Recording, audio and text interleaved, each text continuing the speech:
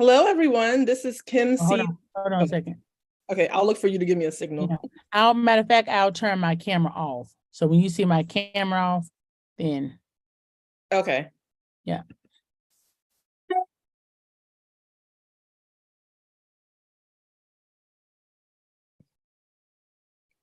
Hello, everyone. Thank you so much for joining me tonight. My name is Kim C. Lee, and I am a children's book author from Maryland.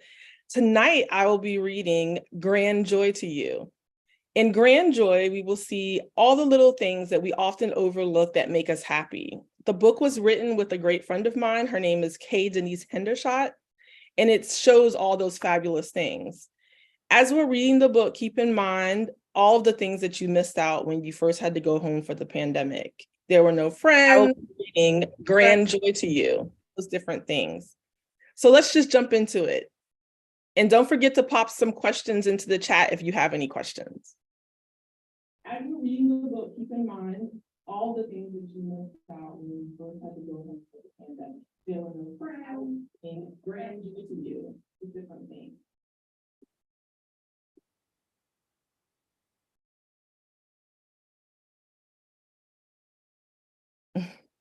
All right. Grand joy. I want to also tell you all that this book is really dedicated to finding the smallest, in those small things, finding joy. I kind of already said this, but it's very important that we keep our mind on this. What is grand joy? There are so many people, places, and things where we find grand joy to make our hearts sing. The happiness in life, the moments you share, the joy that you get and give everywhere. Grand joy is baking cookies with mom, wearing our special homemade aprons, wooden spoons and measuring cups, the sweet taste of chocolate chips. Grand joy is splashing in puddles while wearing rain boots and chasing friends. The warm feeling of sunshine on our faces as we watch the fluffy clouds float by. Grand joy is blowing big soapy bubbles and sudsy spheres wandering in the air, jumping and running, clapping and poking. Quick, don't let them hit the ground. Grand joy is riding your bike, the wind at your back and tooting your horn. It's opening day at the swimming pool. Who'll be the first to make a splash? Laughing, chuckling, chortling, howling, hooting, hollering, snickering, smiling. So many things that bring us delight. This joy, grand joy, has so much might. Grand joy is beach time with family and getting knocked down by big ocean waves. Sand castles, seashells, buckets and shovels, burying our toes in the soft golden sand.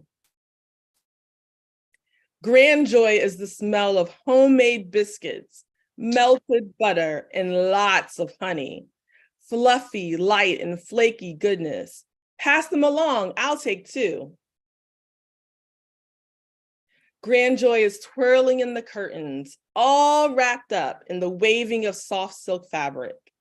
Dizzy, spinning, peeking, and smiling. I'm hiding, can you see me?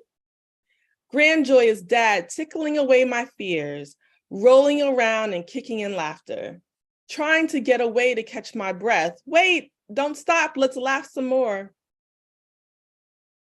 Cheerful, excited, merry, glad, rejoicing, amused, jolly, rad. Twinkling eyes and sparkling smiles, this joy, grand joy, is so worthwhile. Of all the things that bring us joy, our grandparents' visits are tops. Excited to know they're headed our way. Are they here yet? We just can't wait. High fives and smiles meet us at the door, and Gram always smells like vanilla. She lifts us high in the air and laughter rolls from our bellies. Grandpa reads our favorite books while his glasses slide down his nose. funny, kind, and scary voices. I'm listening. What will happen next? Music echoes all through the house while Grandpa and Gram dance in the kitchen. We all help to make our favorite dish, spaghetti, spaghetti, spaghetti. Happy, chipper, bubbly, lively, vibrant, hearty, funny, sprightly. A feeling of warmth, enjoyment, and glee. A grandparent's love is grand joy for me. There are so many people, places, and things where we find grand joy to make our hearts sing. The happiness in life, the moments you share, the joy that you get and give everywhere. I am grand joy. You are grand joy. We are all grand joy. Thank you so much for listening to me read. I'd like to give a special shout out to my co-author, K. Denise Hendershot. This is her, and you can find her at www.diverselove.com. You can find me online at www.kimclee.com as well. So this concludes the reading, but I also want to share with you guys some other tips about reading. Every day we read, we look at the signs in the streets that we pass, we look at our text messages. If you play video games, you may be looking at the words that you type in, but it's very, very important, no matter how you do it, that you read every day. And if you have thoughts of becoming an author, reading and writing are important. So you should try and do a lot of writing too. Go beyond what you do in school. Grab a journal, write down your thoughts, make up a short story and share it with someone. You can also join book clubs or grab some books just at home. Go to the bookstore with your parents and pick up something that you like. I just encourage you guys to all continue to do that. So if you have any questions for me, go ahead and drop them in the chat and I'll answer them for you.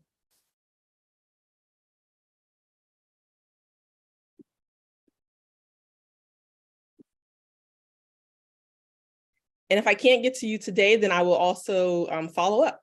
So we do have a question. How do you start a book club with friends? Well, the first thing you need is a book.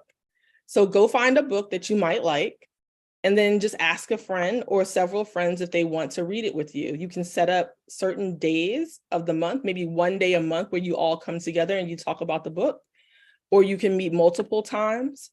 You can also decide that you want to get together first and vote on a book that you want to read together. Will reading make you smarter? Of course, reading will make you smarter. When you read, you learn a lot of different things. You learn about new places. You learn about how things work. Reading is so involved and it really helps you grow. How did I come up with the drawings from your book? Oh, so this book is very, very special. All of the characters in this book are actual people. So let me go back. Each and every one of these people is a real person. So my friend and I, Denise, we looked at our families and we looked at our friends, and we really tried to make sure there was diverse representation, not only to show that families can be different, but that friends can be different. And then we worked with our illustrator, Gabrielle Flood, to make sure that all of the people that we included here actually look somewhat like the people that we modeled them after. And yes, I do. I know all of these people here. So they're real people. But when you read other books, or if you happen to write a book, your illustrations don't necessarily have to reflect real people. The process of writing a book involves a lot of imagination. And that is actually the best part. Any story that you want to write, any characters that you want to include, all of those are dependent on your imagination, and you can include whatever you want. I'm so glad that you guys love the drawings. While we're here, I'll also show you one of my favorite drawings in the book, and I'll go back for a moment. So did you guys see this picture right here with the little girl eating a biscuit? This is my favorite drawing. It took us a lot of time to get this picture right because we just love biscuits. Anybody out there love nice biscuits? I just love biscuits. My second favorite illustration in the book is the one where they're reading the book right here, this one right here. And the reason why this one's my second favorite is because it happens to highlight the very first book that I wrote, The Night Owl. Maybe I can come back another time and read that book. It's a bedtime story. And I'm pretty sure we have a lot of night owls on the line. If you are someone who does not like to go to bed at night when it's time, you are probably a night owl. You are someone who likes to stay up late and have fun instead of going to bed at night. And that story is all about doing those things. Oh, someone said you guys have the night owl. Yes, I hope you love it. I actually have a new night owl book that just came out this past Tuesday. It's called The Night Owl Goes to Space. And in that book, the night owl goes to space, but he doesn't take a rocket, which most people assume would be happening. Instead, he takes a stairway to space. It's a really cool concept. You should check it out. Are there any more questions for me? This is so much fun. I'm so happy to be here. And again, so happy for all of you to join me as well. Well, it looks like we may not have any more questions. So I just want to tell all of you, thank you so much again for having me. I hope to see you again. I hope to be able to come back and read with you again.